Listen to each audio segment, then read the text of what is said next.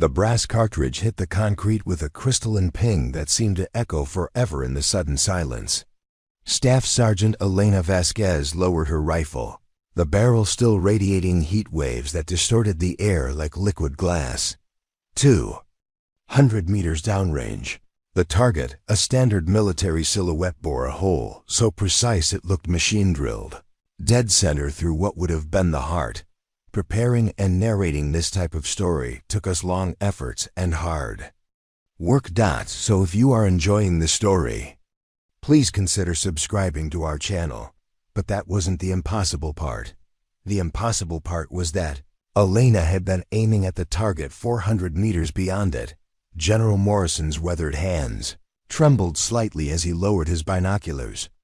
In 37 years of military service, through 3 wars and countless training exercises, he had never seen anything like what had just transpired on Range 7 at Fort Brennan. The morning sun cast long shadows across the desert training facility, and the air still held the cool bite of dawn, but beads of perspiration dotted his forehead. "Run it again," he commanded, his voice barely above a whisper. Lieutenant Colonel Sarah Chun, the base's marksmanship coordinator, consulted her tablet with shaking fingers. "Sir, the readings are... they're showing an effective range of 850 meters with a standard M4 carbine." "That's impossible," Morrison finished, the word tasting bitter on his tongue.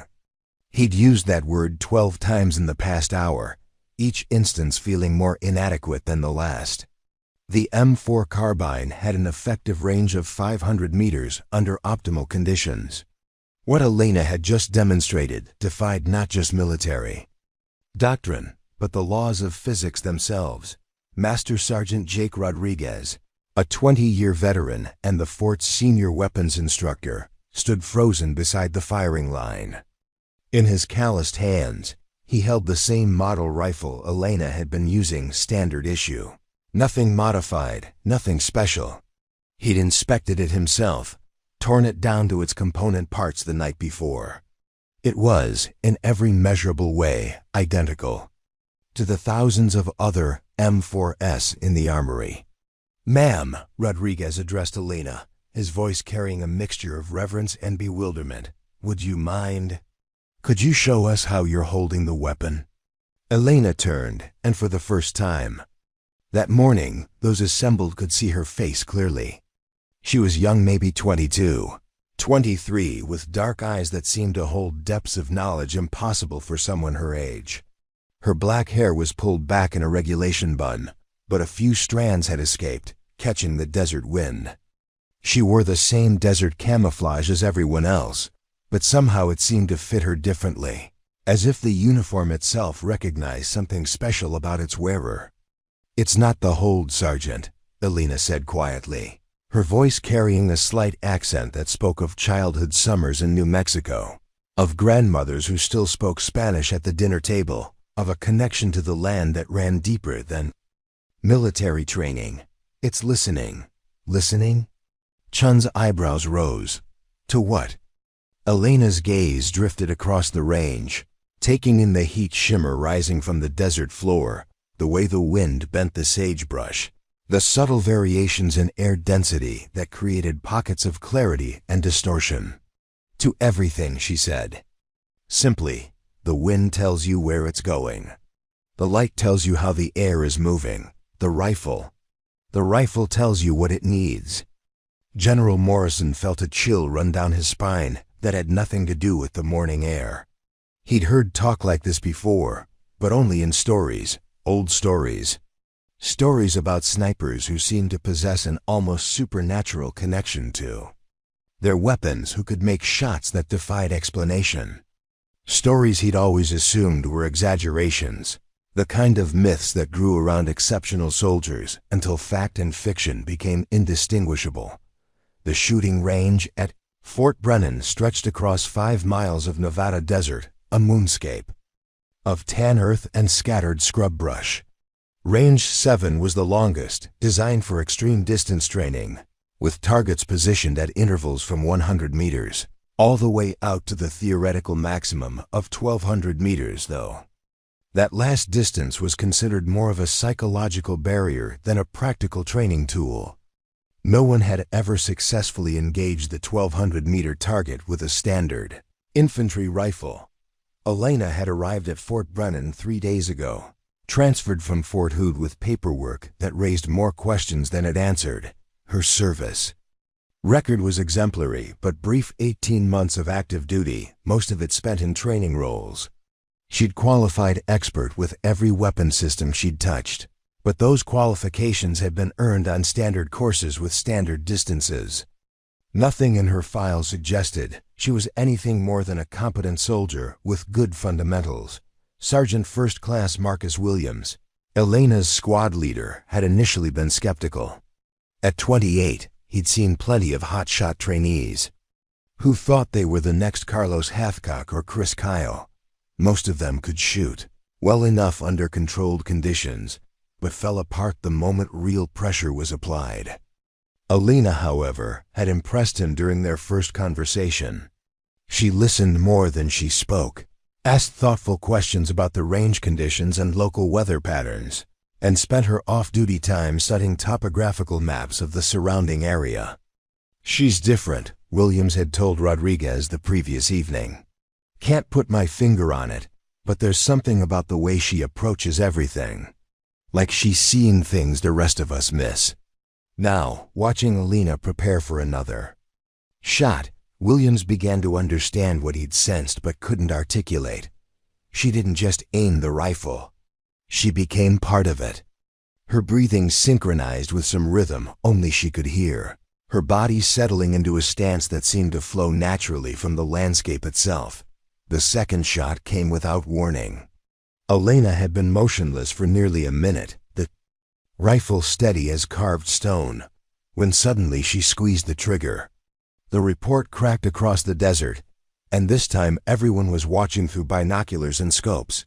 The bullet struck the 600-meter target with the same impossible precision as the first shot, but that wasn't what made General Morrison's breath catch in his throat.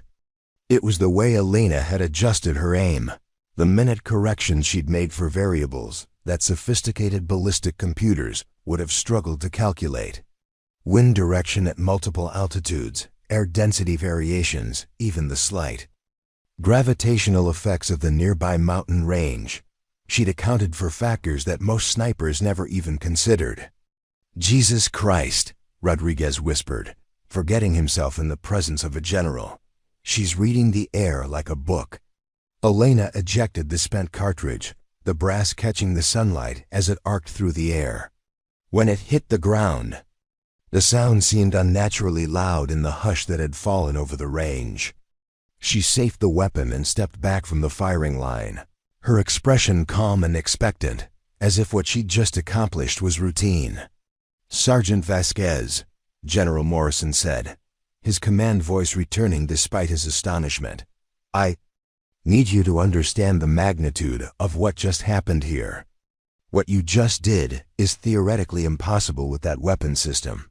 Elena nodded respectfully. "Yes, sir. I understand that's what the manuals say." "The manuals say it because it's true," Morrison continued. "The effective range of an M4 carbine is 500 meters under optimal conditions. You just engaged targets at 600, and based on the trajectory analysis, you were compensating for factors that our best snipers struggle with using specialized equipment." "Sir," Elena replied carefully, "respectfully, the manuals tell you what most people can do.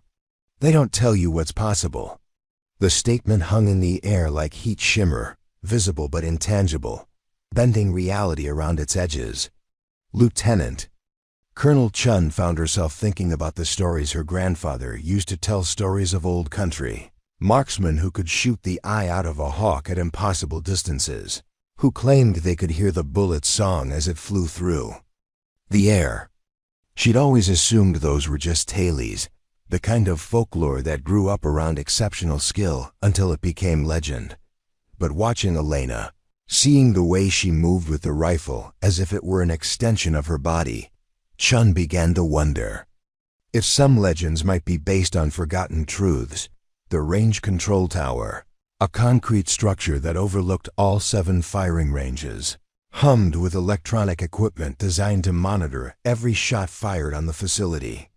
Sensors tracked bullet velocity, trajectory, and impact, feeding data to computers that could analyze a shooter's performance down to the millisecond. In the tower's air-conditioned interior, Specialist Tommy Liu stared at his screens in confusion. "Lieutenant." "Colonel," Liu called down to Chun through his headset. "Ma'am, I'm getting readings that don't make sense." According to the trajectory analysis, Sergeant Vasquez's bullets are following flight paths that should be impossible given the ballistic coefficient of 5.56 ammunition. Chun pressed her radio. "Explain, Liu." "Well, ma'am, it's like the bullets are steering themselves. The computer is showing microcorrections in flight, adjustments for wind and air density that are happening in real time. But that's impossible unless she's firing smart rounds, and I can see from here that she's using standard ball ammunition." General Morrison heard the exchange and felt something cold settle in his stomach. Smart rounds guided projectiles with built-in course correction systems were cutting-edge military technology, still in the experimental phase and classified at levels that made them unavailable to conventional infantry units. The idea that a 22-year-old staff sergeant could replicate their effects with standard ammunition and an unmodified rifle was beyond impossible. It was miraculous. Elena had been listening to the radio chatter, and when it fell silent, she spoke quietly. "General, sir, with your permission, I'd like to try the 800-meter target." Morrison felt his mouth go dry. The 800-meter target on Range 7 was considered a monument to optimism more than a practical training tool. It had been placed there by some long-forgotten range designer who'd apparently believed that someday someone might need to engage targets at that distance with infantry weapons. In the 15 years since Range 7 had been constructed, no one had ever successfully hit the 800-meter target with anything short of a designated marksman rifle. "Sergeant," Morrison said slowly, "at 800 meters, you're dealing with a bullet drop of nearly 6 feet. Wind effects become exponential, even with perfect conditions." "Sir," Elena interrupted gently, "I can hear where it needs to go." The phrase sent a chill through everyone present. Rodriguez had been around long enough to know that shooting, at the level where it became more art than science, involved a kind of intuition that couldn't be taught or measured. But Elena was describing something beyond intuition, something that approached a supernatural connection with the physics of ballistics. Williams stepped forward, his role as squad leader making him protective of his newest team member. "General, if Sergeant Vasquez feels confident in attempting the shot, I believe we should let her try. Her safety protocols are perfect, and the range is clear." Morrison nodded slowly. He could have ordered Elena to stand down, could have classified the morning's events and buried them in paperwork that would never see the light of day. But something in her eyes, a quiet certainty that reminded him of the kind of soldiers legends were built around, made him curious to see how far this impossible situation could stretch. "Make the attempt," he authorized. Elena returned to the firing line, and this time her preparation was different.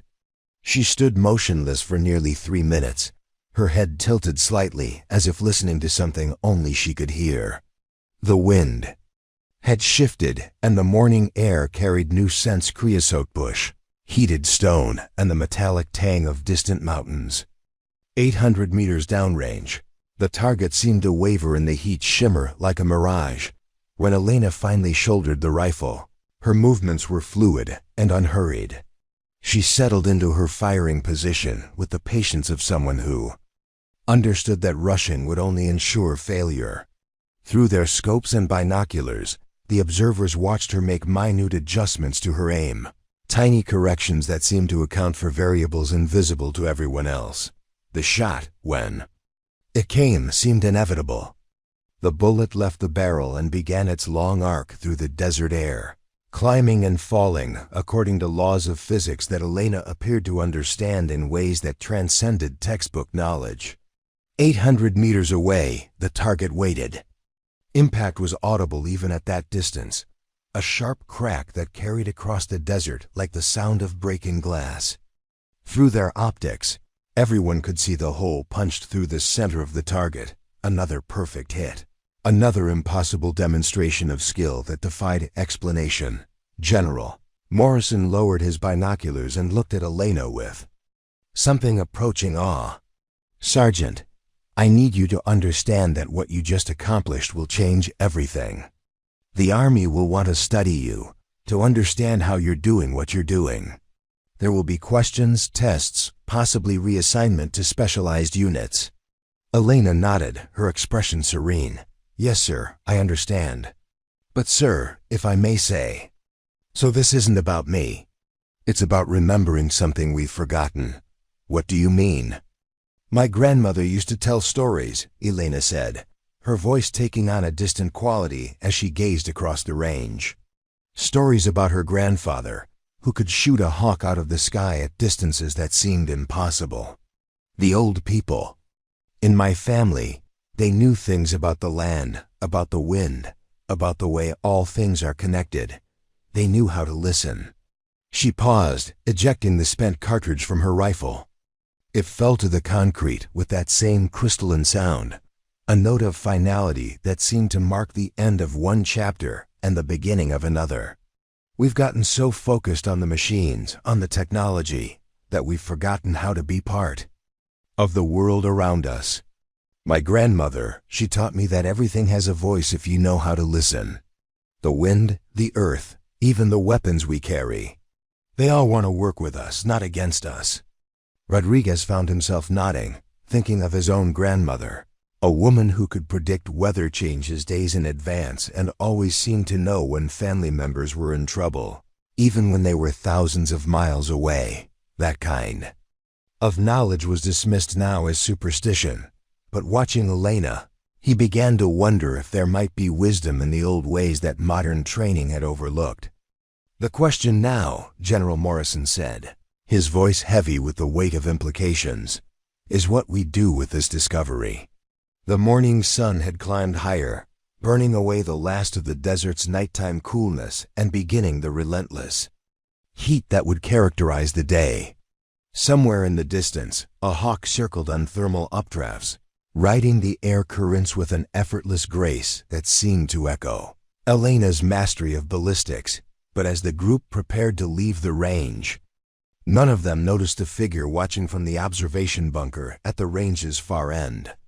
Colonel Patricia Hawthorne, Fort Brennan's commanding officer, had been observing the demonstration through high-powered optics, and what she'd seen had filled her with a mixture of excitement and dread.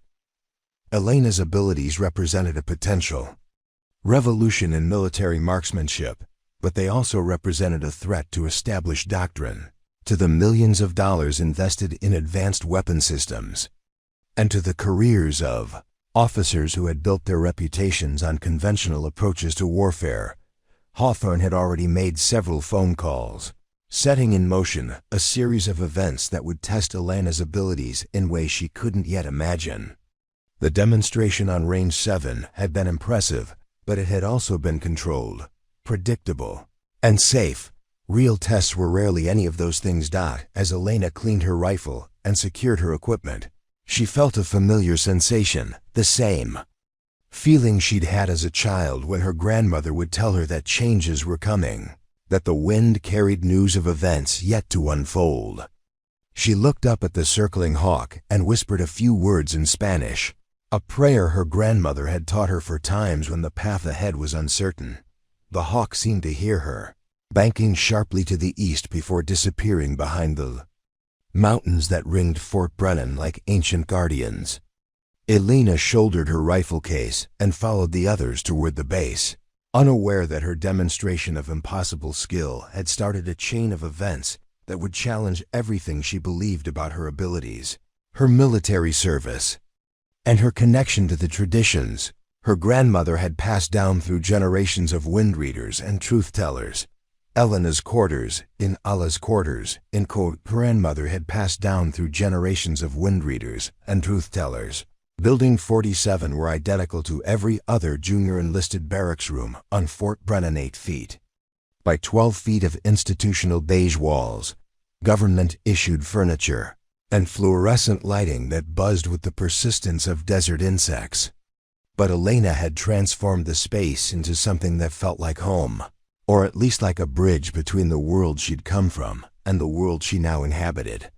A photograph of her grandmother, Abuela Rosa, sat on the small desk beside her laptop. In the picture, Rosa stood in the doorway of her adobe house in Espanola, New Mexico, her weathered hands resting on a walking stick carved from juniper wood. Her dark eyes held the same depth that people noticed in Elena's, a quality that suggested she could see beyond the surface of things to the currents that moved underneath. Next to the photograph lay Elena's most treasured possession, a small leather journal bound with strips of rawhide, its pages filled with her grandmother's careful handwriting. Rosa had given it to Elena on her 18th birthday, just before she'd left for basic training. "Mia," she'd said, using the affectionate diminutive that had followed Elena through childhood, "this contains everything I know about listening to the world. Someday, when you're ready, you'll understand why I'm giving it to you." Elena opened the journal now, as she did every evening, reading the familiar words that seemed to glow in the harsh fluorescent light. The entries weren't arranged chronologically, but by subject pages about reading wind patterns, about understanding the moods of different weapons, about the old ways of connecting with the natural world that had sustained her ancestors for centuries before the arrival of European settlers. "The rifle is not a tool," Rosa had written in her careful script. "It is a conversation partner. Like the bow before it, like the at-level before that, it wants to work with you to achieve harmony between intention and result. The bullet does not fight the air, it dances with it. Learn the steps of this dance, and you will understand why the old ones could hunt successfully when others starved." Elena traced the words with her finger, remembering the countless afternoons she'd spent with Rosa in the hills above Espanola. They would sit for hours in silence, Rosa teaching her to distinguish between different types of wind sounds, to recognize the subtle changes in air pressure that preceded weather shifts, to understand the way sound carried differently through air of varying density and humidity. "Most people think shooting is about controlling the weapon," Rosa had explained during one of those sessions, when Elena was maybe 14 and still thought her grandmother's lessons were just interesting stories. "But control is an illusion, Mia. The wise shooter learns to cooperate with forces too large to control. Wind, gravity, the rotation of the earth itself, these are not obstacles to overcome, but partners to work with." At the time, Elena had filed those lessons away as part of her grandmother's elaborate worldview. Interesting, but not particularly practical. It wasn't until she'd picked up her first rifle, during basic training, that she began to understand what Rosa had been teaching her. The moment she'd shouldered the weapon, she'd felt a strange sense of recognition, as if the rifle were greeting an old friend. Her drill sergeants had been impressed with her natural ability, but they'd attributed it to good fundamentals and consistent practice. Elena had never tried to explain the feeling she got when she aimed the rifle, the sense that she could hear the path the bullet wanted to take through the air. It sounded crazy, even to her, and military training left little room for anything that couldn't be measured, documented, and replicated. But the feeling had grown stronger with each qualification course, each training exercise. By the time she'd arrived at Fort Hood for her first permanent assignment, Elena could consistently outshoot soldiers with years more experience, and she'd begun to understand that her abilities went far beyond what her instructors considered normal. The problem was that being exceptional in the military carried its own set of challenges. Elena had learned to moderate her performance, to shoot well enough to maintain her expert qualification, without drawing the kind of attention that led to unwanted questions.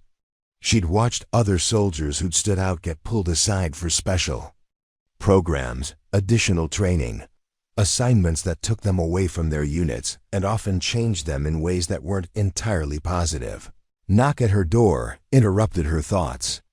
Elena closed the journal and opened the door to find Sergeant Williams standing in the hallway, his expression troubled.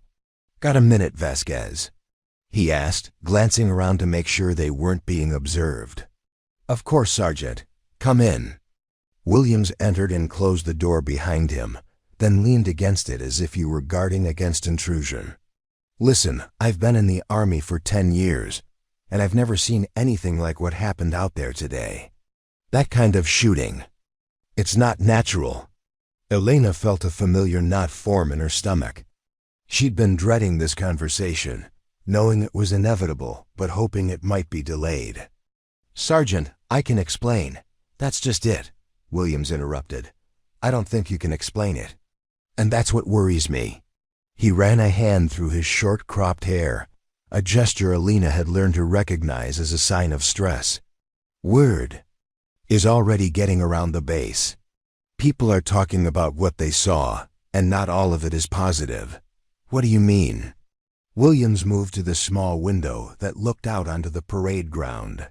In the distance, soldiers were conducting evening physical training, their voices carrying across the desert air as they called out cadence during formation runs. "Some people are saying you must have modified your rifle somehow, or that you're using some kind of unauthorized ammunition. Others think there was something wrong with the range equipment, that the targets were closer than they appeared." Elena felt her heart sink. She'd hoped that her demonstration might open doors, might lead to opportunities to share what she'd learned from her grandmother. Instead, it seemed to be creating suspicion and doubt. "But you know that's not true." She sighed quietly. "You inspected the rifle yourself. You saw the ammunition I was using." "Yeah, I know," Williams replied, his voice heavy with frustration. "Which leaves me trying to explain something I don't understand to people who don't want to believe what they saw." He turned from the window to face her directly. "Vasquez, I need you to be straight with me. How long have you been able to shoot like that?" Elena considered her answer carefully. The truth was complicated, involving family traditions that most people would dismiss as superstition and abilities that she herself didn't fully understand. But Williams had always been fair with her, and she sensed that he genuinely wanted to help. "Since I was a teenager," she admitted. "Maybe longer, but that's when I started to understand what was happening. My grandmother taught me things, old ways of understanding how the natural world works, ways that aren't in any manual or training course." Williams nodded slowly, as if this confirmed something he'd suspected. "Your grandmother, she was Native American?" "Hispanic, but with roots that go back long before the Spanish arrived.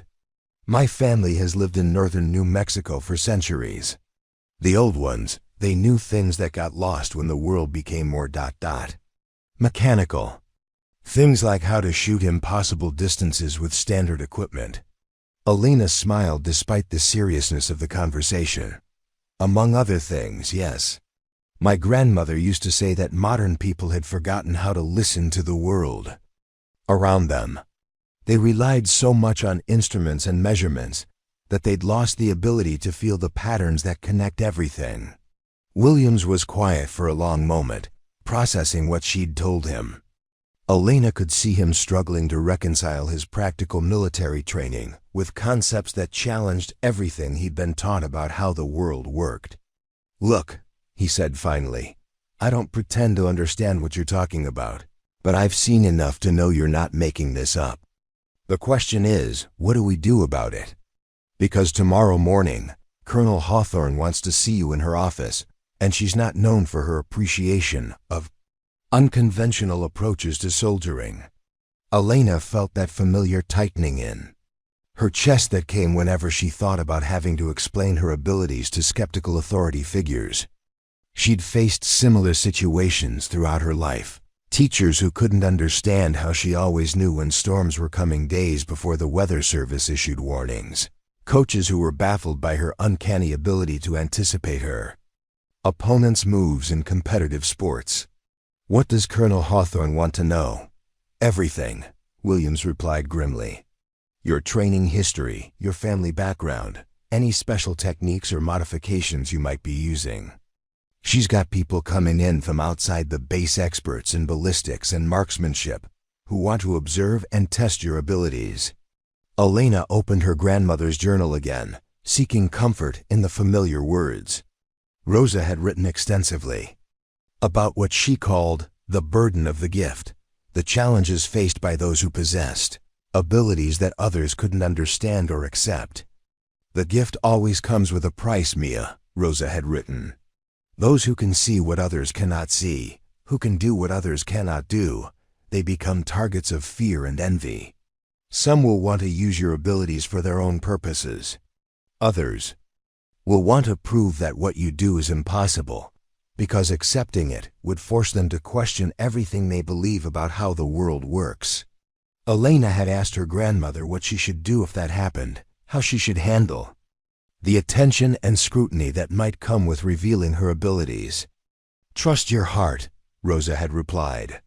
The gift is not yours alone. It belongs to the people, to the community, to the future. But you must be careful about who you trust to understand its true nature. Not everyone who claims to want to help you actually has your best interests at heart. Looking at Williams now, Elena tried to assess whether he fell into the category of people she could trust. He'd been a good squad leader, fair and protective of his soldiers. But he was also a career military man, someone who'd built his life around following orders and accepting the authority of rank structure. Sergeant, she said carefully, what would you do if you were in my position? Williams considered the question seriously, his expression thoughtful. Honestly, I'd be scared as hell. What you did today is going to change your life, whether you want it to or not. The question is whether you have any control over how it changes. He moved away from the window and sat on the edge of Elena's desk, his posture suggesting that he was settling in for a longer conversation. Let me tell you something about Colonel Hawthorne, he continued. She's smart, ambitious, and she doesn't like surprises. She's also under pressure from higher command to improve the base's training metrics and operational readiness. Your demonstration today could be seen as either a tremendous opportunity or a significant problem, depending on how she chooses to frame it. Elena felt a chill that had nothing to do with the building's air conditioning. What kind of problem?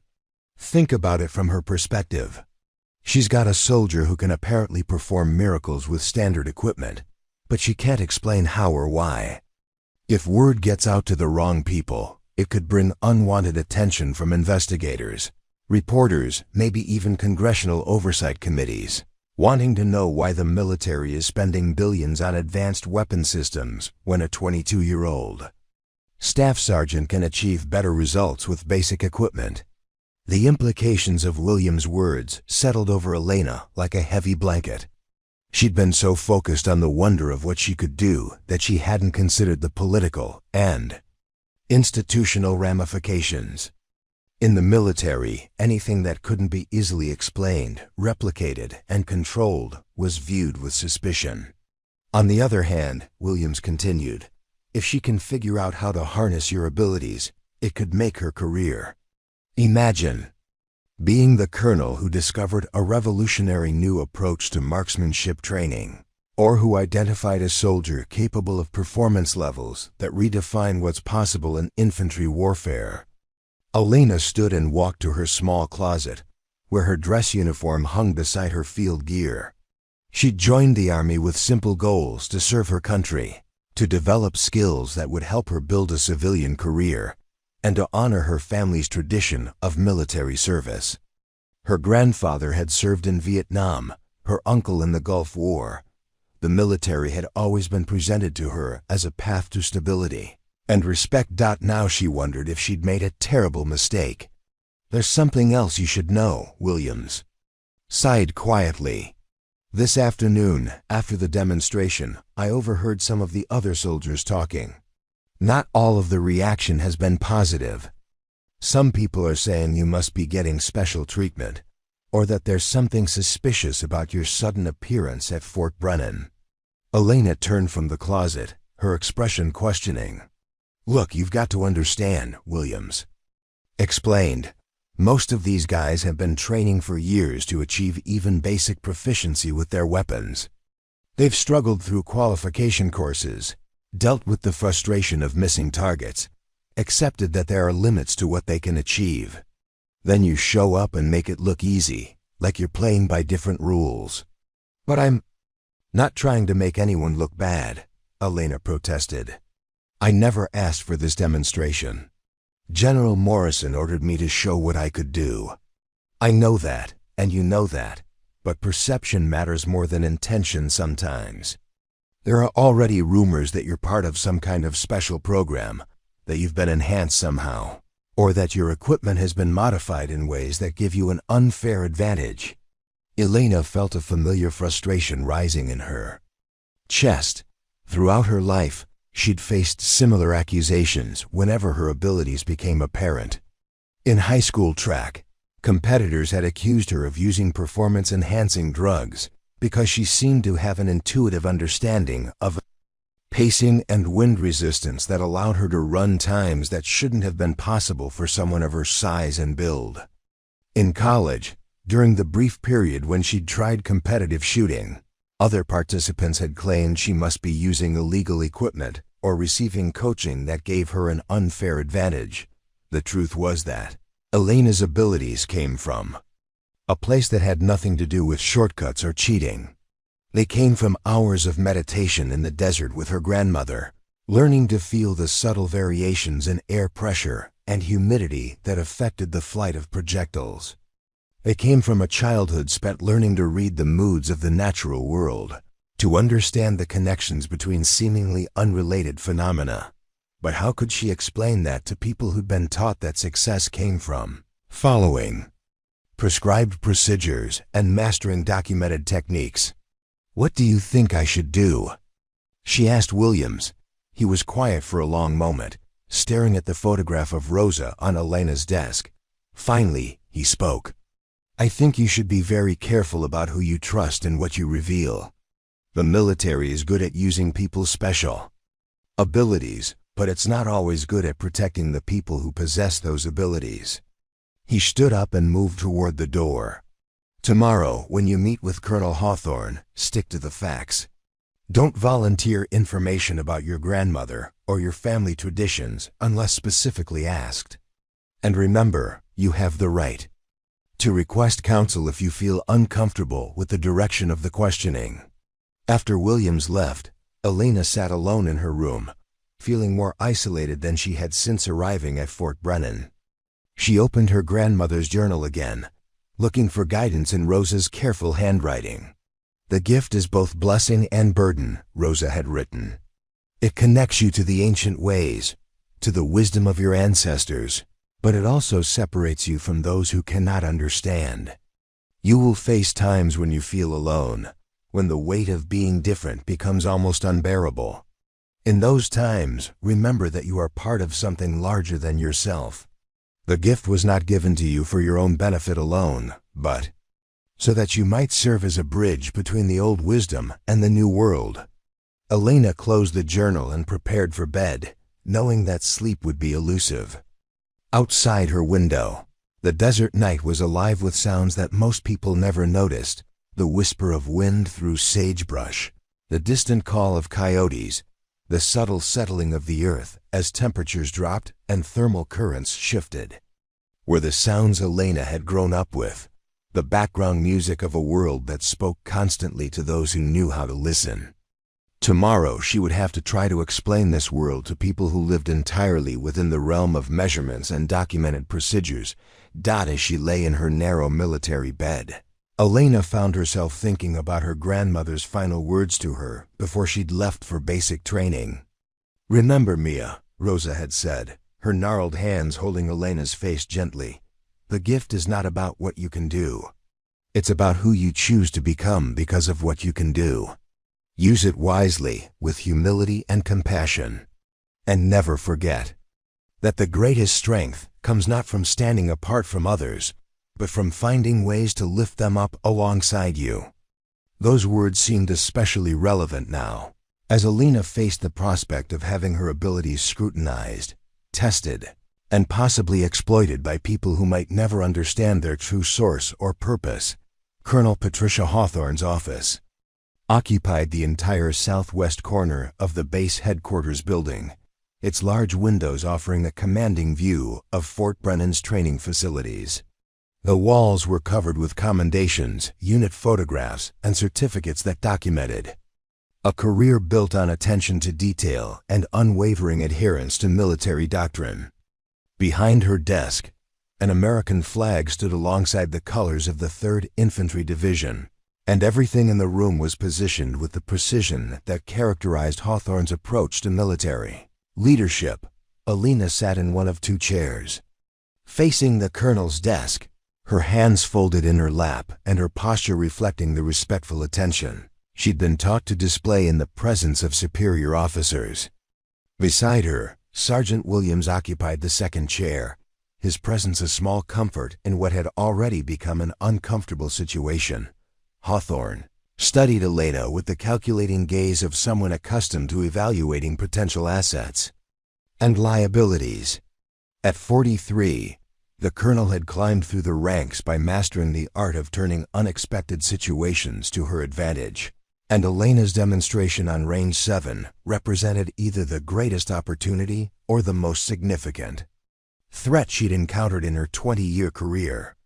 Staff Sergeant Vasquez, Hawthorne began, her voice carrying the crisp authority that had earned her respect throughout the Army.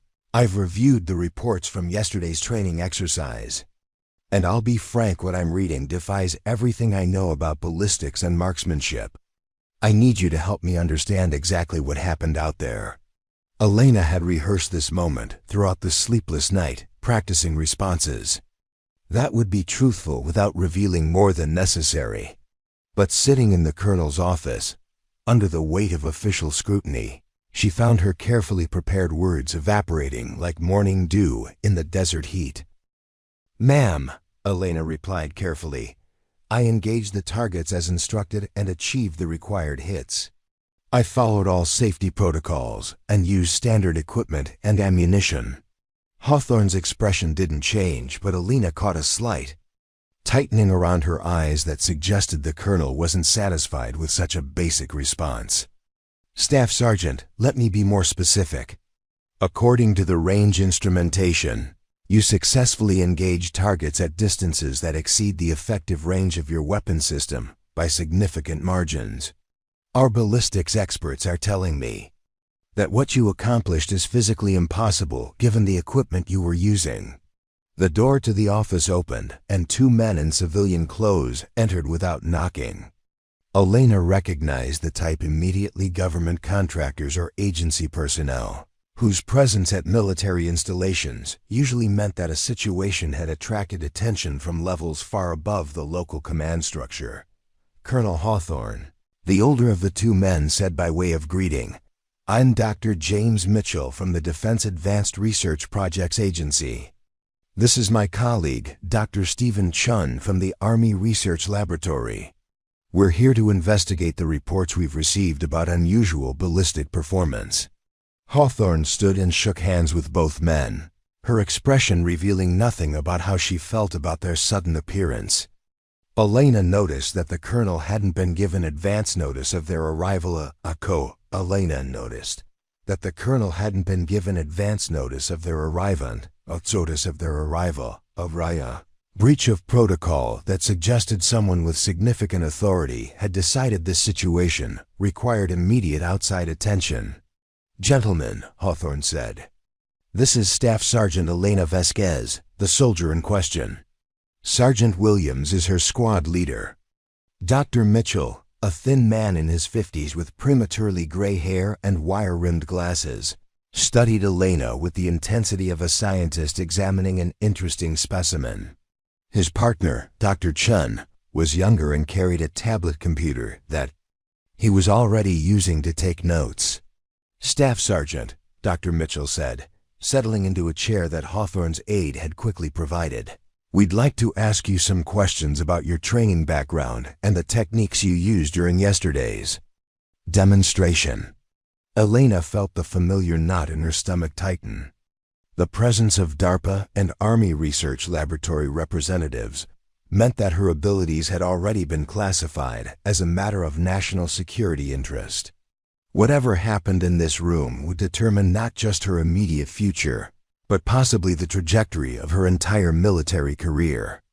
"Of course, sir," Elena replied, maintaining the respectful tone that military protocol demanded when addressing civilian authority figures. Dr. Chen activated a recording device and placed it on Hawthorne's desk. "This conversation is being recorded for analysis purposes. Do you have any objection to that, Staff Sergeant?" Elena glanced at Williams, who gave her an almost imperceptible nod. They had discussed this possibility, and Williams had advised her that refusing to be recorded would likely be seen as uncooperative behavior that could damage her position. "No objection, sir." "Excellent," Dr. Mitchell said, pulling a folder from his briefcase. "Let's start with your training history.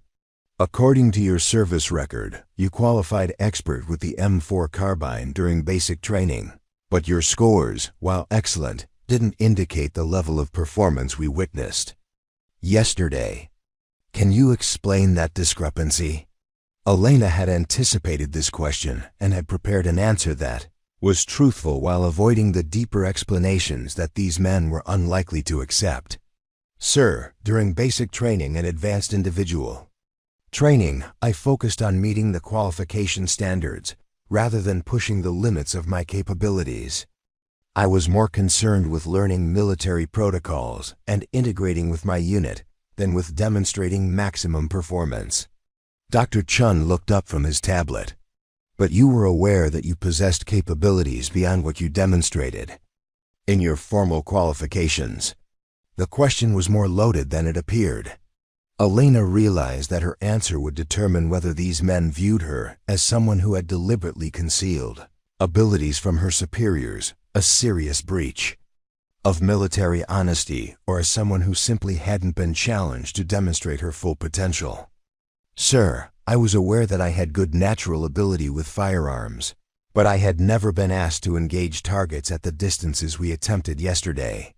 I didn't know exactly what I was capable of under those conditions." It was a careful answer.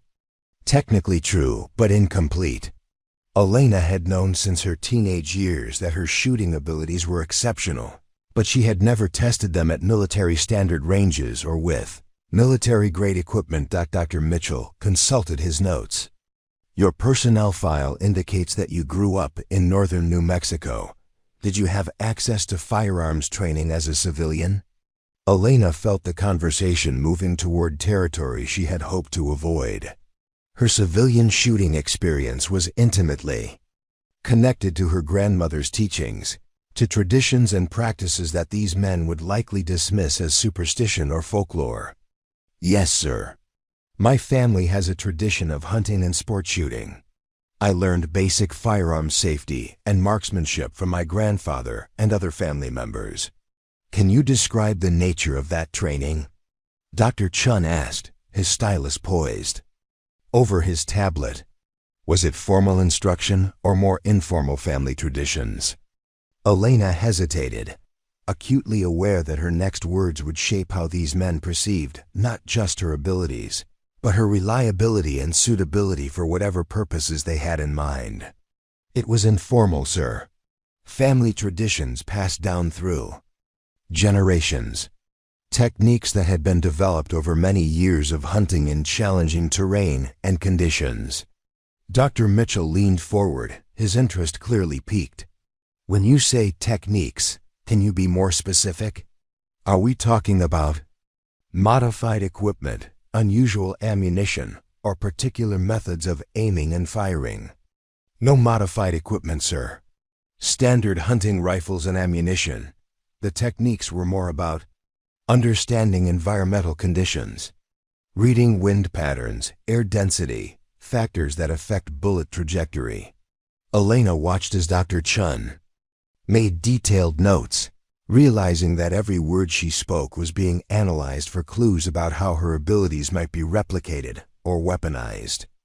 The thought sent a chill through her that had nothing to do with the office's aggressive air conditioning. Colonel Hawthorne, who had remained silent during the exchange, finally spoke. "Staff Sergeant, these gentlemen are here because your demonstration yesterday has potential implications for military training and weapons development. The Army needs to understand whether your abilities can be taught to other soldiers or if they represent a unique individual talent." Elena understood the subtext. If her abilities could be replicated and taught, she would become valuable as a training resource. If they couldn't be replicated, she might become valuable in other ways that could take her far from conventional military service and into roles she had never imagined. "Ma'am," Elena said carefully, "I'm willing to cooperate with any testing or evaluation that might help other soldiers improve their marksmanship skills." Dr. Mitchell smiled, but it was the cold smile of someone who had just heard exactly what he wanted to hear. "That's excellent, Staff Sergeant. We'd like to begin with some controlled tests to establish baselines and document your capabilities under various conditions." "What kind of tests?" Williams asked, speaking for the first time since the meeting had begun. Dr. Chun answered without looking up from his tablet. "Standard ballistic analysis protocols. We'll want to observe the Staff Sergeant engaging targets at various distances, under different environmental conditions, with different weapon systems. We'll also want to conduct some physiological monitoring to understand if there are any unusual factors in her visual acuity, hand-eye coordination, or nervous system response times." Elena felt a growing sense of unease as the conversation continued. The scientists were describing her as if she were a piece of equipment to be tested and analyzed, rather than a human being with rights and preferences. She thought of her grandmother's warnings about people who would want to use her abilities for their own purposes without regard for her well-being. "How long would these tests take?" she asked. "Initially, we'd want to conduct a comprehensive evaluation over the course of a week," Dr. Mitchell replied. "Depending on the results, there might be additional testing phases, possibly at different facilities with more specialized equipment." Elena noticed that he hadn't answered her question directly. The word "initially" suggested that the testing period could extend indefinitely, and the mention of different facilities raised the possibility that she might be transferred away from Fort Brennan and her unit. "Sir," Williams interjected, "Staff Sergeant Vasquez has training obligations with her unit. We're scheduled for a deployment readiness exercise next month, and she's an integral part of our team." Dr. Chun finally looked up from his tablet, his expression suggesting that Williams had just said something amusing. "Sergeant, I think you need to understand that Staff Sergeant Vasquez's abilities represent a potential breakthrough in military technology. Her unit training obligations are secondary to the importance of understanding and documenting her capabilities." The dismissive tone in Dr. Chun's voice triggered something protective in Williams' demeanor. Elena could see him straightening in his chair, his jaw tightening in a way that suggested he was suppressing a stronger response than military protocol would allow. "With respect, sir," Williams said, his voice carefully controlled, "Staff Sergeant Vasquez is a soldier first, not a test subject. Any testing or evaluation needs to be conducted in a way that respects her rights and maintains her readiness for military operations." Colonel Hawthorne intervened before the exchange could escalate further. "Gentlemen, I'm sure we can find a way to balance the needs of the research community with Staff Sergeant Vasquez's military obligations. Perhaps we could structure the testing to be conducted during normal training hours, with regular breaks for unit activities." Dr. Mitchell nodded, but Elena could see that he wasn't entirely pleased with the compromise. That would be acceptable for the initial phase. However, if the results justify more intensive study, we may need to recommend temporary assignment to facilities with more advanced testing capabilities. Elena felt her heart sink as she realized the direction this conversation was heading. Her exceptional abilities, which she had always seen as a gift to be used in service of others, were being transformed into a commodity to be studied, analyzed, and potentially exploited.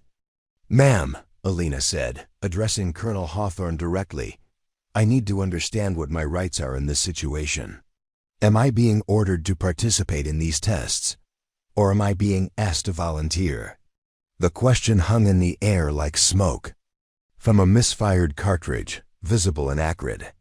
Elena could see that she had introduced a complication that none of the officials had wanted to address directly. Hawthorne exchanged glances with the two scientists before responding. "Staff Sergeant, you are being asked to cooperate with a military research initiative that could benefit the entire Army. While your participation is technically voluntary, I would consider your level of cooperation to be a reflection of your commitment to military service and your value as a soldier." Elena understood the subtext perfectly. Refusing to participate would be viewed as insubordination and could result in negative performance evaluations, lost opportunities for advancement, and possibly disciplinary action. The choice being offered to her was no choice at all. "I understand, ma'am," Elena replied. Her voice steady despite the turmoil she felt inside. Dr. Mitchell reopened his folder and extracted a thick document. "We'll need you to sign some paperwork before we begin. Standard confidentiality agreements and consent forms for the testing procedures." Elena accepted the document and began reading, immediately recognizing the kind of dense legal language designed to protect institutions rather than individuals. The confidentiality agreement was particularly broad, preventing her from discussing any aspect of the testing with anyone not specifically authorized by the research team. The consent forms granted permission for an extensive range of physical and psychological evaluations, with language that seemed to give the researchers wide latitude in determining what procedures might be necessary. As she read, Elena became aware of a subtle change in the room's atmosphere. What had begun as a meeting between a soldier and her superiors had transformed into something that felt more like an interrogation. The presence of the recording device, the formal paperwork, and the dismissive attitude toward her unit obligations all suggested that she was no longer being treated as a valued member of the military community, but as a subject to be studied and controlled. "Sir," Elena said, looking up from the documents, "I'd like to request some time to review these forms more carefully before signing them." Dr. Chun's stylus stopped moving across his tablet. "Is there something specific that concerns you, Staff Sergeant?" Elena felt the weight of everyone's attention focused on her, and she understood that her next words would determine how the rest of this situation unfolded. She could sign the papers, submit to the testing, and hope that the researchers would treat her fairly and respectfully. Or she could assert her right to understand exactly what she was agreeing to, risking the displeasure of people who clearly had significant influence over her military career. She thought of her grandmother's teachings about the importance of standing up for one's principles, even when doing so carried personal costs. "Sir, these documents grant very broad permissions for testing and evaluation procedures. I'd like to understand more specifically what kinds of tests would be conducted, and what my rights would be during the process." Dr. Mitchell's expression tightened almost imperceptibly. "Staff Sergeant, these are standard forms used in all of our research protocols. Thousands of military personnel have signed identical documents without incident." Elena noticed that he hadn't answered her question directly, instead deflecting to the experiences of others. It was a technique she recognized from her grandmother's stories about dealing with government officials who wanted access to tribal lands or resources. "I understand that, sir, but I'd still like to review them more carefully before making a commitment." The room fell silent except for the hum of the air conditioning and the distant sounds of base activities filtering through the windows. Elena could feel the tension building as her request for time to consider the documents was interpreted as resistance to authority. Colonel Hawthorne broke the silence. "Staff Sergeant, I'm going to give you 24 hours to review those documents and make your decision.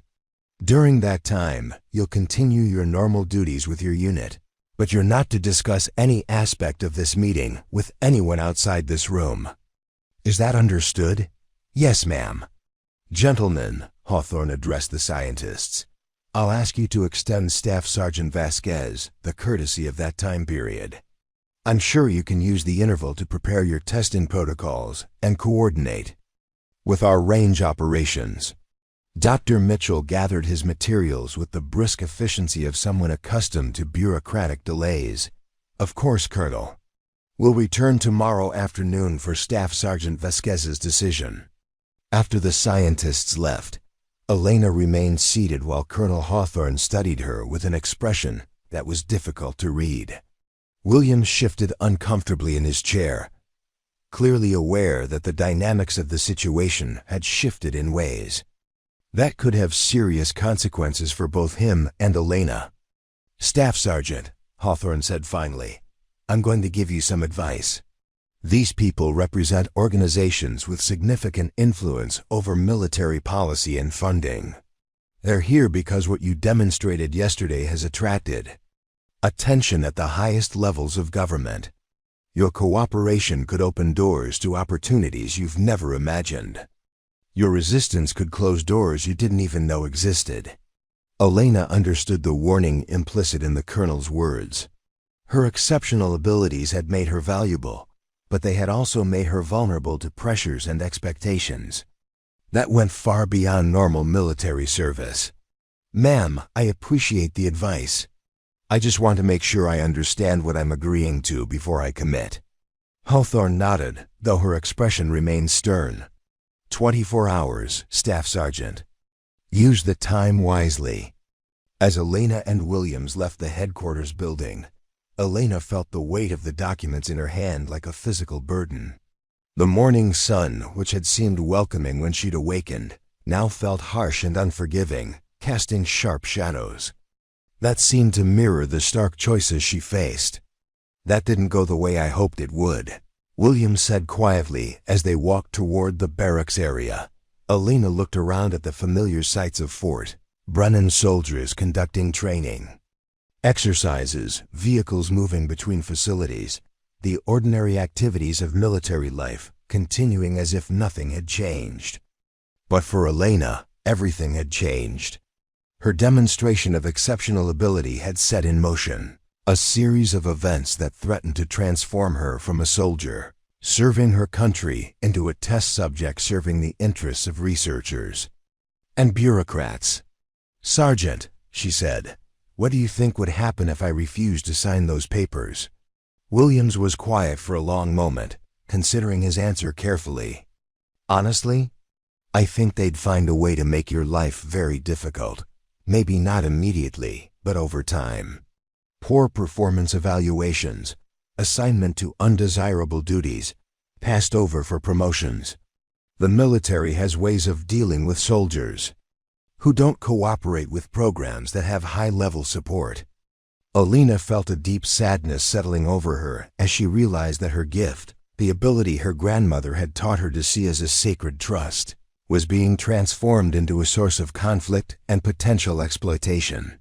She thought of Rosa's words about the burden that came with exceptional abilities, and she began to understand why her grandmother had been so careful about revealing what she knew to outsiders. That evening, alone in her room with the research documents spread across her desk, Elena opened her grandmother's journal and sought guidance in the familiar words that had sustained her through difficult times before. But tonight, even Rosa's wisdom seemed inadequate to the challenges she faced. The choice before her was stark: submit to testing and evaluation by people who saw her as a fascinating specimen to be studied, or resist and face the consequences of defying the expectations of powerful institutions. Either path promised to change her life in ways she had never anticipated when she'd first demonstrated her abilities on range 7. Outside her window, the desert night was alive with the sounds of a world that continued to operate according to Ancient patterns, indifferent to the human dramas playing out within the boundaries of Fort Brennan. Elena listened to those sounds and tried to remember what her grandmother had taught her about finding strength and connection to something larger than herself. But tonight, even the voice of the wind seemed to carry warnings rather than comfort. The testing began at dawn, 3 days after Elena had reluctantly signed the research documents. She had spent those intervening days in a state of growing anxiety, her normal military routines feeling surreal against the backdrop of what awaited her. Williams had done his best to maintain a sense of normalcy, assigning her regular duties and treating her no differently than any other member of his squad. But Elena could feel the weight of expectation and curiosity from everyone around her. Range 7 had been transformed overnight into something resembling a scientific laboratory. Banks of electronic equipment lined the observation area, their screens displaying incomprehensible data streams and measurement protocols. Dr. Mitchell and Dr. Chun had been joined by a team of additional researchers, each specialist bringing their own particular instruments and areas of expertise. The familiar training range where Elena had first demonstrated her abilities now felt like an alien environment designed for purposes she couldn't fully understand. Elena stood at the firing line, surrounded by sensors and monitoring equipment that tracked everything from her heart rate and breathing patterns to the micro movements of her muscles as she aimed. Electrodes attached to her temples measured brain activity, while high-speed cameras captured every aspect of her shooting stance and technique. The rifle she held was identical to the one she'd used during her initial demonstration, but it too had been modified with sensors that would record the precise moment of firing and measure the weapon's behavior during each shot. Staff Sergeant Dr. Mitchell's voice came through a headset that connected her to the observation bunker. We're going to start with some baseline measurements. Please engage the target at 300 meters when you're ready. Elena had been dreading this moment since she'd signed the consent forms. Her abilities had always felt intensely personal and private, connected to teachings and traditions that had been shared within her family for generations. Now she was being asked to perform those abilities on command, under the scrutiny of instruments designed to dissect and analyze every aspect of what she did. Preparing and narrating this type of story took us long efforts and hard work. So if you are enjoying the story, please consider subscribing to our channel. She tried to center herself the way her grandmother had taught her, listening for the subtle environmental cues that would guide her shot. But the electronic hum of the monitoring equipment and the presence of so many observers made it difficult to achieve the state of focused calm that her abilities required. Elena fired, and the bullet struck the 300-meter target with her characteristic precision. Through her headset, she could hear excited murmurs from the research team as they analyzed the data streaming from their instruments. Excellent, Staff Sergeant. Dr. Chun's voice crackled through the headset. We're seeing some very interesting neural activity patterns. Can you engage the same target again, but this time try to be conscious of any specific mental processes you use while aiming? Elena felt a stab of frustration at the request. Being conscious of mental processes was antithetical to everything her grandmother had taught her about shooting. The abilities came from a place of intuitive connection with the environment, not from conscious analytical thinking. But she fired again, hitting the target with the same precision as before, though the shot felt forced and mechanical compared to her usual fluid motion. Fascinating. Dr. Mitchell's voice came through the headset.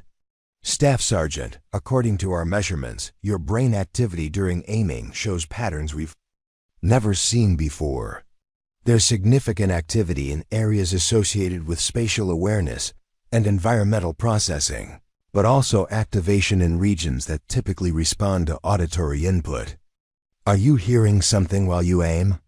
Elena realized that the researchers had identified something that she had never articulated, even to herself.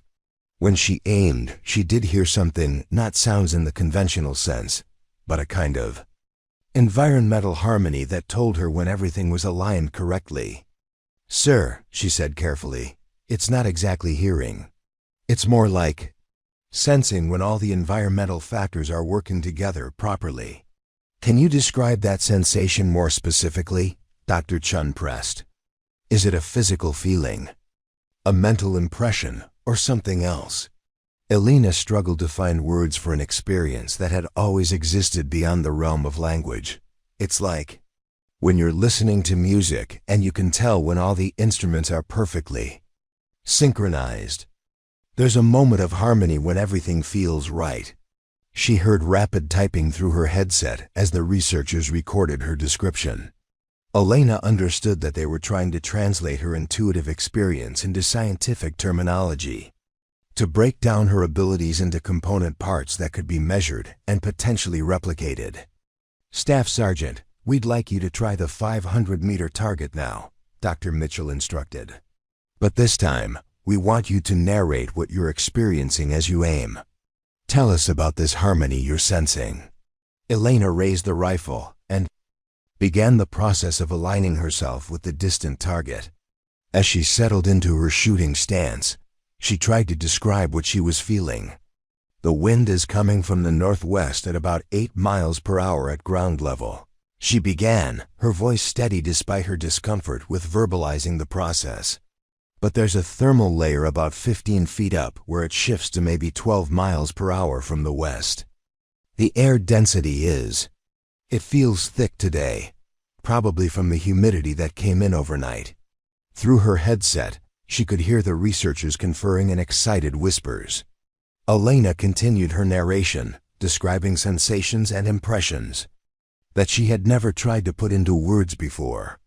The rifle wants to point slightly left of the target to compensate for the wind drift. The barrel temperature is affecting the harmonics. It's singing a little sharp today, which means the bullet will want to climb more than usual. Elena fired, and the bullet struck the 500-meter target dead center. The excitement in the observation bunker was palpable, even through the electronic connection of the headset. Staff Sergeant, Dr. Chun's voice was barely controlled. You mentioned that the rifle was singing sharp. Can you explain what you mean by that? Elena lowered the weapon, suddenly aware that she had revealed something she'd never intended to share. The notion that weapons had their own voices, their own moods and preferences, was one of the most esoteric aspects of her grandmother's teachings. She'd never expected that scientific instruments would be able to detect or measure such phenomena. Every rifle has its own characteristics, she said carefully. The way the barrel vibrates when you fire, the way it responds to temperature changes. With experience, you learn to feel those characteristics and adjust accordingly. But you described it as singing, Dr. Mitchell pressed. Are you actually hearing musical tones from the weapon? Elena realized she had stepped into territory that would be difficult to explain without sounding delusional. But the monitoring equipment had apparently detected something that corresponded to her description, making it impossible to dismiss her words as mere metaphor. Sir, it's not exactly sound in the traditional sense. It's more like dot-dot resonance. Everything has its own frequency, its own way of vibrating. When you learn to feel those frequencies, you can understand how they interact with each other. Elena heard more rapid typing, and she imagined the researchers frantically trying to document phenomena that challenged their understanding of human sensory capabilities. We're going to try something different now, Dr. Mitchell announced. We've set up targets at 700 and 800 meters. According to conventional ballistics, these should be impossible shots with your weapon system. But based on what we've observed so far, we believe you might be able to engage them successfully. Elena felt her heart rate increase as she contemplated the challenge. 700 and 800 meters were distances she had never attempted, even during her private practice sessions with her grandmother. Those ranges pushed beyond the realm of intuitive shooting into territory that would require perfect environmental reading and flawless execution. Sir, she said, I've never attempted shots at those distances before. I can't guarantee success. We understand, Staff Sergeant. This is purely experimental. If you feel the shots are unsafe or impractical, just say so. Elena raised the rifle and aimed at the 700-meter target, but something felt wrong. The harmony she usually sensed was discordant, as if the various environmental factors were working against each other rather than cooperating. She lowered the weapon without firing. "The conditions aren't right," she announced. "There's too much thermal instability in the air column. The bullet would be deflected unpredictably." Dr. Chun's voice came through her headset immediately. "Staff. Sergeant, our meteorological instruments aren't detecting any unusual atmospheric conditions. What specifically are you sensing that makes you think the shot would be unsuccessful?" Elena paused, realizing that she was being asked to defend environmental assessments that were based on senses the researchers couldn't measure or verify. It was a moment that crystallized the fundamental disconnect between her intuitive abilities and the scientific approach the researchers were trying to apply to them. "Sir, there are thermal layers at different altitudes that are moving at different speeds. The bullet would pass through multiple zones of air density variation, and I can't predict exactly how they would affect the trajectory." Elena heard hushed consultation in the background before Dr. Mitchell's voice returned. "Staff Sergeant, we're going to launch a weather balloon to measure atmospheric conditions at various altitudes. Can you wait while we collect that data?" 20 minutes later, the weather balloon data confirmed Elena's assessment. The atmosphere above range 7 contained multiple thermal layers moving at different velocities, creating exactly the kind of instability Elena had described. Dr. Chun's voice carried a note of amazement when he reported the findings. "Staff Sergeant, our instruments confirm that there are indeed atmospheric disturbances that would significantly affect bullet trajectory at 700 meters. How did you detect those conditions without any instrumentation?" Elena felt a growing sense of unease as she realized that the researchers were documenting abilities that went far beyond exceptional marksmanship.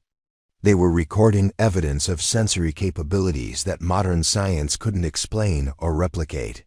"It's something my grandmother taught me," she said simply. "Ways of reading environmental conditions that have been passed down in my family for generations."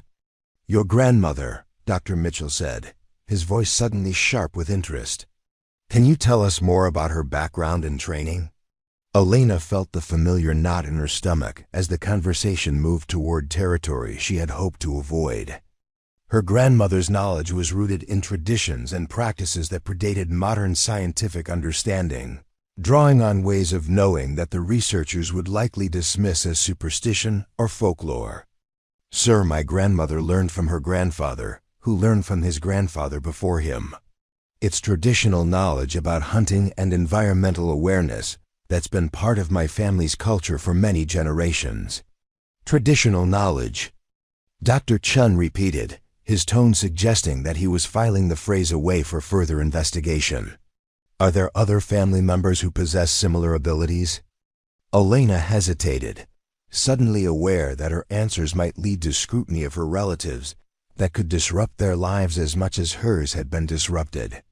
She thought of her cousins who still lived in New Mexico, of uncles and aunts who had learned some of Rosa's teachings, but had never attracted attention by demonstrating them publicly.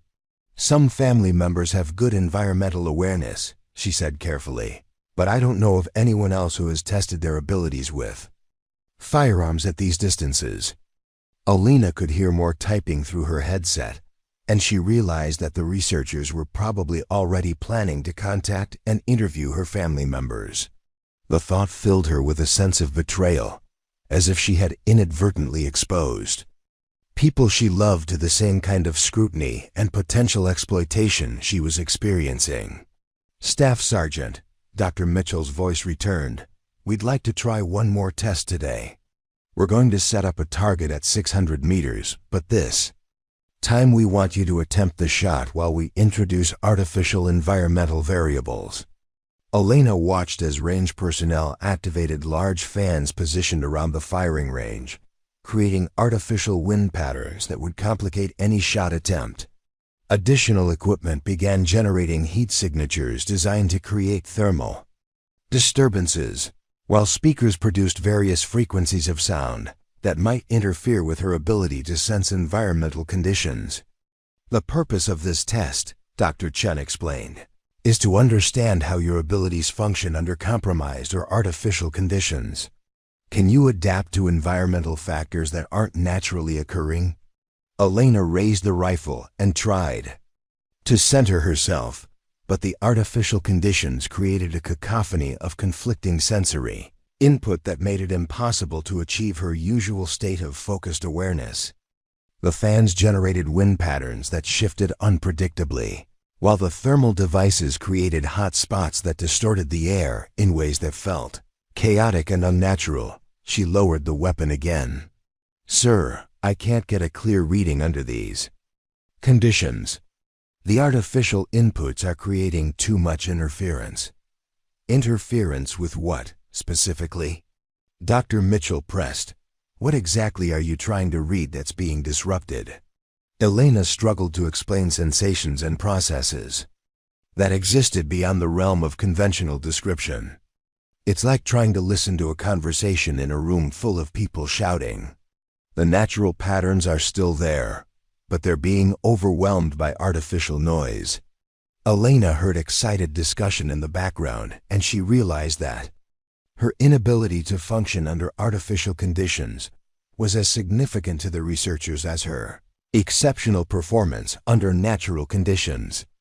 They were learning that her abilities required specific environmental circumstances that couldn't be easily replicated in laboratory settings. "Staff Sergeant," Dr. Chun's voice carried a note of satisfaction, "this has been extremely valuable. Data, we're going to conclude today's testing, but we'll want to continue with additional protocols tomorrow." As Elena removed the monitoring equipment and prepared to leave the range, she felt profoundly changed by the experience of having her abilities subjected to scientific analysis. What had always felt natural and intuitive now seemed strange and mysterious, even to her. The researchers' questions and measurements had created a distance between Elena and her own capabilities, transforming them from personal gifts into objects of study and speculation. Sergeant Williams met her as she left the range complex, his expression reflecting the concern he'd felt throughout the day of testing. "How did it go?" he asked quietly. Elena looked back at the range where the researchers were still analyzing their data and preparing for the next day's experiments. She felt as if she had crossed some threshold from which there was no return, as if the simple act of demonstrating her abilities under scientific scrutiny had fundamentally altered their nature. "I think," she said slowly, "I've just shown them something they didn't expect to find. And I'm not sure that's a good thing."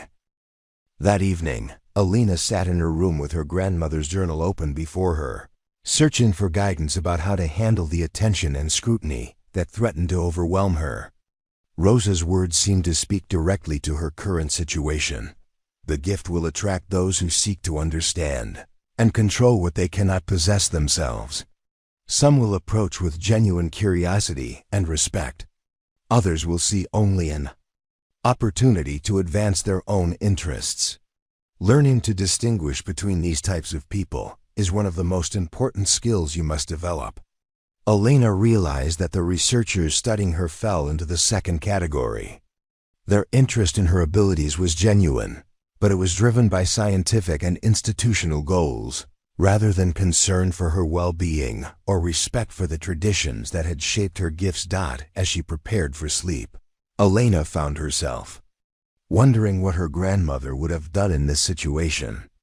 Rosa had lived her entire life in a small New Mexico town, surrounded by people who understood and respected her connection to traditional ways of knowing.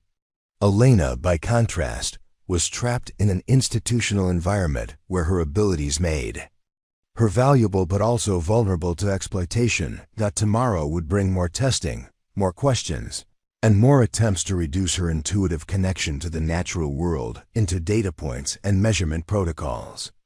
Elena closed her journal and tried to prepare herself for another day of having her most personal gifts treated as objects of scientific curiosity. Outside her window, the desert night sang its ancient songs, but for the first time since arriving at Fort Brennan, Elena found it difficult to hear the harmony in its voice. 6 months later, Elena stood at the podium in the Fort Brennan auditorium, looking out at an audience of military instructors, marksmanship trainers, and soldiers from units across the southwestern United States. The auditorium was packed beyond capacity, with people standing along the walls and sitting